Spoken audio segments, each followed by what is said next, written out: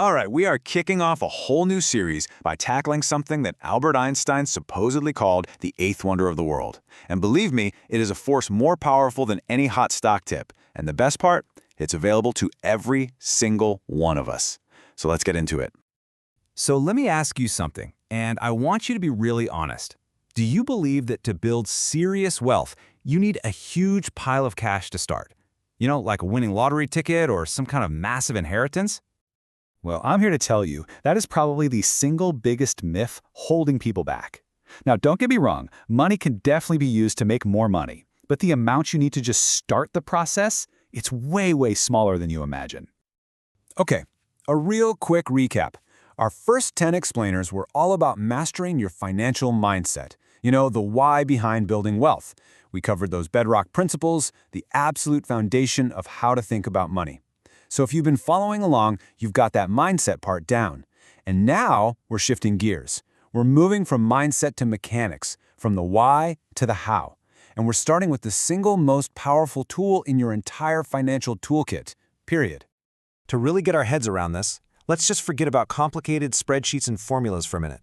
Instead, let's just look at a simple story about two people, we'll call them Alex and Ben, who both start a little side hustle. Now, they both have the same hustle and they each earned an extra $100. Alex, being pretty cautious, takes that cash and puts it in a jar. It's safe, it's simple, but it's just sitting there not doing anything. Ben also earns his $100, but he makes a totally different choice. He puts his money to work in a simple investment account. So, same effort, same starting cash, but two completely different philosophies. Now, who wins this race? You probably think you know the answer. But the scale of the difference, that's what's truly shocking. To understand why Ben's path is so incredibly powerful, we need to look under the hood at the machine he just switched on. And that machine, it's called the compounding engine. This is the concept that separates just saving money from strategically building wealth. It's what allows your money to start working for you, instead of you always working for it. So what is it exactly? Well, put simply, compounding is when your money makes money, and then that money starts making its own money. It's not just a paycheck anymore. It's like a self-fueling cycle of growth. And this illustrates the two paths perfectly. Alex, with his jar, is on the path of linear growth. He adds $100, his total goes up by $100. It's like stacking bricks. Steady, predictable, but slow. Ben, on the other hand, has kicked off exponential growth. And the best way to picture this is like a tiny snowball at the top of a really long hill. At first, it's small, it's slow, but as it rolls, it picks up more snow, getting bigger and faster until it becomes this unstoppable avalanche. So, here's the crucial part. This engine really needs two things to run. First, it needs fuel, and that fuel is time. The longer you let it run, the more powerful the explosion of growth is at the end. Second, you got to keep the engine running, and that's all about consistency. Those small, regular contributions, like Ben's $100 a month, are what keep that snowball rolling and accelerating. Okay, so let's actually put this engine to the test. Let's go back to Alex and Ben.